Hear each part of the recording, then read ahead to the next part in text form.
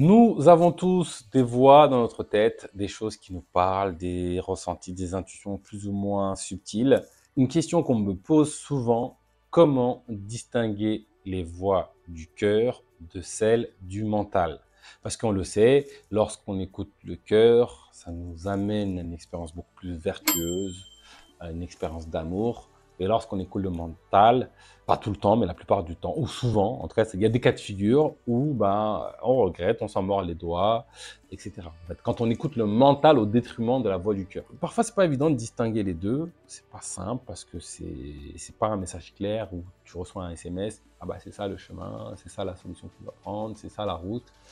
C'est très subtil. C'est très subtil parce que quelque part, la vie veut que tu gardes ton pouvoir intérieur, que tu respectes ton libre arbitre. C'est comme si la vie, Dieu, trouvait le moyen de t'aiguiller, de te guider, mais en faisant en sorte que tu restes maître de toi-même, maître de ta vie. Donc, il y aura toujours une petite place au doute, une petite place au questionnement, une petite place à une forme de subtilité, jusqu'à ce que toi-même tu prennes ton pouvoir intérieur et que tu trouves cette forme de certitude. Donc, ce n'est pas simple de distinguer les voix du cœur de celles du mental, ou autrement dit, les voix de l'ego de celles de l'essence. L'ego, c'est ce qu'on associe un peu au mental, et l'essence, c'est ton cœur, c'est ta véritable nature, c'est ton essence, c'est ta lumière.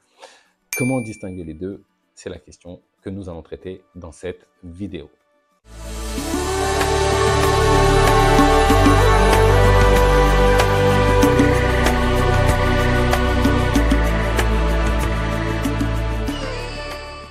Bonjour, bienvenue dans Enquête spirituelle, la première chaîne qui traite en profondeur des réalités spirituelles. Je m'appelle Bakary Niakate et ici je te parle de connaissance de soi et du divin, car c'est en s'éveillant sur ces questions que nous, l'humanité, allons bâtir un monde meilleur et nous rapprocher du divin. Alors si toi aussi tu veux grandir intérieurement, si tu veux grandir spirituellement parlant, je vais t'inviter à faire deux choses. Premièrement, tu t'abonnes à la chaîne, tu actives la cloche pour être sûr de ne pas rater les vidéos profondes comme celle-ci que je partage chaque semaine. Et deux, va dans la barre de description et découvre ton niveau de conscience. J'ai prévu pour toi un quiz gratuit. Donc, c'est quelques questions que je vais te poser qui vont te permettre d'identifier, de déterminer quel est ton niveau de conscience parmi les 7 niveaux de conscience. Et je te partagerai également des tips pour que tu puisses grandir en conscience. Ça étant dit, rentrons maintenant dans le vif du sujet. Comment distinguer la voix de l'ego, du mental, de celle de l'essence du cœur? Alors, j'associe l'ego et le mental, même si l'ego est beaucoup plus large que le mental, mais c'est très proche et très lié. Donc voilà, on va simplifier pour le besoin de cette vidéo et pour une intention de clarté. Donc, comment distinguer là-dessus?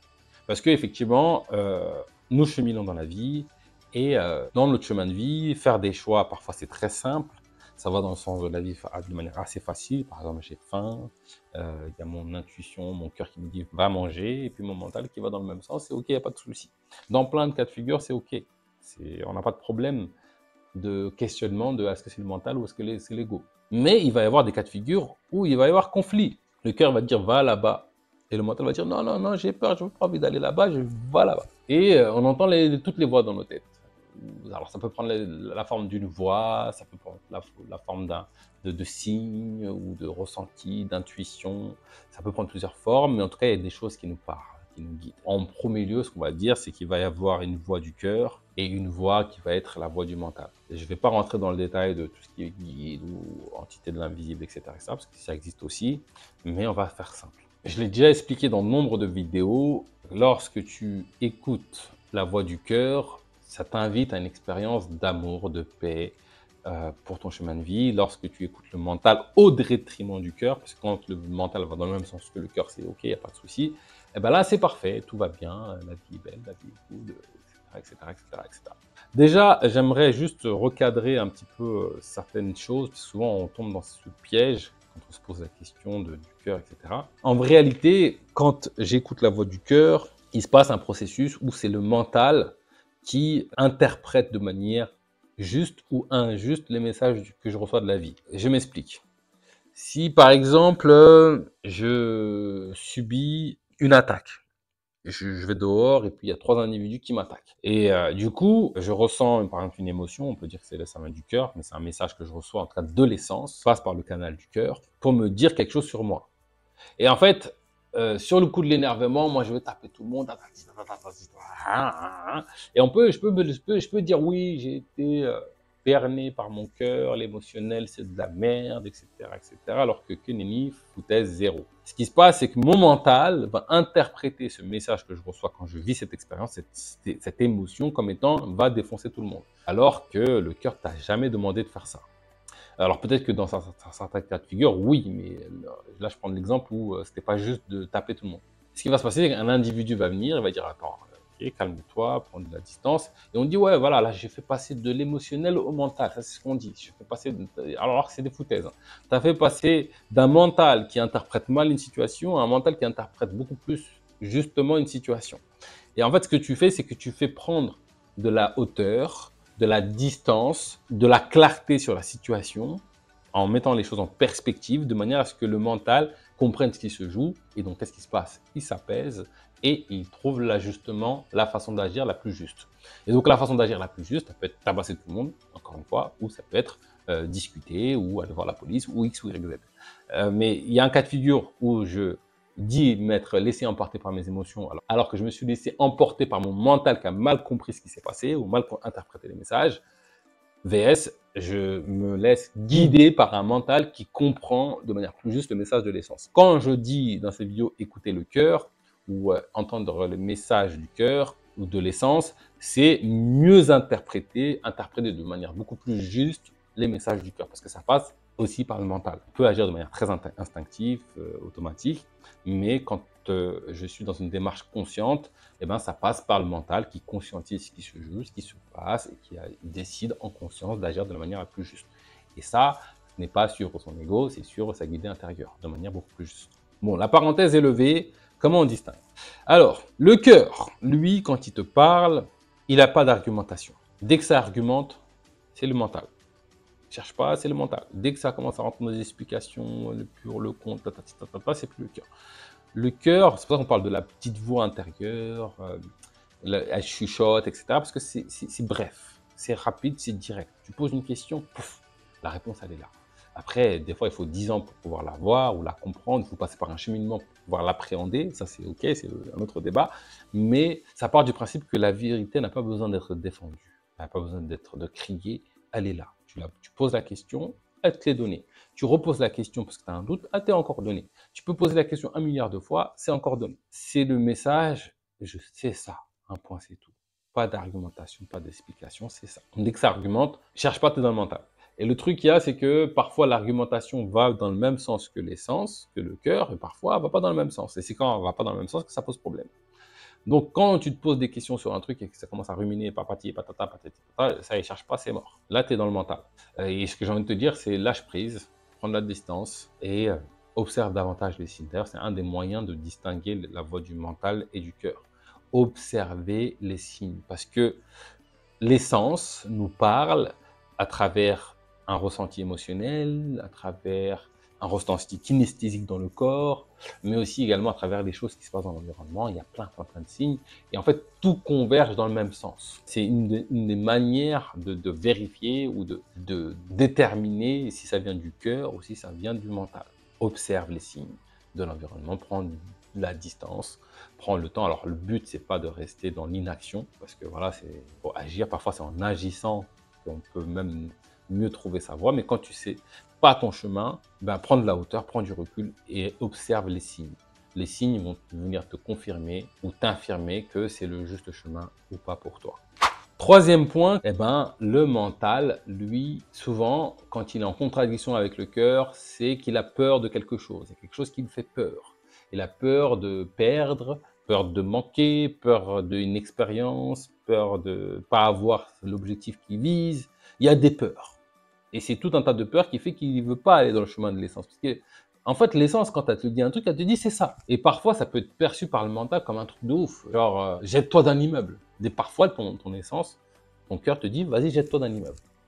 Et le mental, il dit, mais toi, qu'est-ce que tu me racontes là? Genre, si je me jette d'un immeuble, je vais me casser la tête la première dans le sol.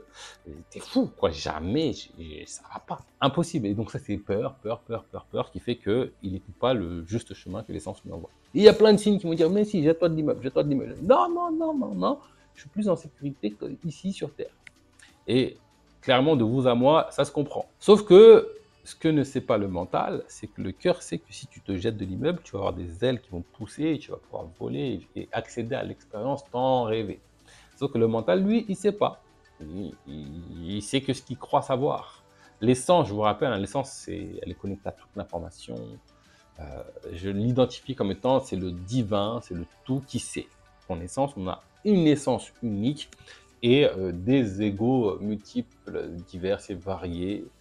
Et l'essence, c'est ce qui sait, l'ego, c'est le mental ou l'ego, c'est Dieu qui s'ignore, qui ne sait pas qui il est, qui apprend, qui découvre, qui grandit en conscience. Donc lui, il ne sait pas ce que lui, il sait. Et donc quand lui te dit c'est ça le chemin, il ne prend pas en considération que toi, tu as des croyances, il t'invite à ce qui est juste. Et parfois, il va te faire passer par un chemin pour que tu comprends, que tu conscientises qu'en fait, c'est safe. L'essence, c'est l'ego apprend. Donc, parfois, quand l'essence te dit jette-toi d'un immeuble, ben, il faut avoir le courage de se jeter de cet immeuble. Alors, c'est pas ça le vrai exemple, mais je suis sûr que vous l'avez tous expérimenté. Parfois, ton cœur, il te dit, mais va faire ça. Et il y a un truc comme ça qui dit, c'est ça le chemin. Et ton ego, il dit, mais t'es fou, si je fais ça, je vais mourir. Eh ben, c'est un peu cette lutte-là. C'est-à-dire que l'essence va t'inviter à une expérience d'amour pour toi, et l'ego, le mental, va faire en sorte de te protéger d'un danger, te faire éviter une souffrance, une douleur, une frustration. Il faut écouter l'essence. En fait, si tu perds du temps, et l'essence ne va jamais t'imposer quoi que ce soit, tu as le libre arbitre, mais tu perds du temps, ça t'invite à tu crées un chemin de galère alors que tu aurais pu trouver le raccourci vers ce à quoi tu aspires, ce que tu veux créer pour toi, ce que tu veux expérimenter dans ta vie. Donc voilà, avec ces 3 critères, vous allez déjà pouvoir avancer et cheminer vers une écoute beaucoup plus juste de votre cœur, de votre essence, au détriment, parce que ça va dans le même sens. Ce qui se passe quand tu écoutes ton cœur et tu écoutes ton essence, à un moment donné, le mental, il comprend qu'en fait, lui, il sait quoi. Et c'est un cheminement qui l'amène à faire confiance et que tous deux agissent de concert. C'est un travail d'éveil de conscience du mental qui fait qu'il va voir aussi de manière beaucoup plus juste la vérité que l'essence veut lui montrer, mais il n'y a pas d'imposition en fait, c'est agir de manière beaucoup plus juste. En réalité, ton essence est ton être véritable. L'ego, le mental, c'est un voile que tu portes pour avoir un point de vue particulier sur le monde. Et il ne faut pas que ce point de vue particulier sur le monde te coupe de l'expérimentation complète de cette vie. Il faut que ce voile soit un vêtement qui te permette d'expérimenter de manière complète cette vie. Et les peurs du mental, les peurs de l'ego, parfois, font que tu dévies de ta route. Donc, il est clairement plus noble. C'est un gain de temps fou d'écouter son cœur, d'écouter son essence. C'est être véritablement soi-même, c'est être dans son expérience d'amour et c'est tout le bien que je vous souhaite. Avec ces 3 clés, vous allez pouvoir cheminer. Donc, je rappelle les différentes clés. Premièrement, si ça argumente pas. Le message tu chuchotes, le message discret, direct, c'est le cœur.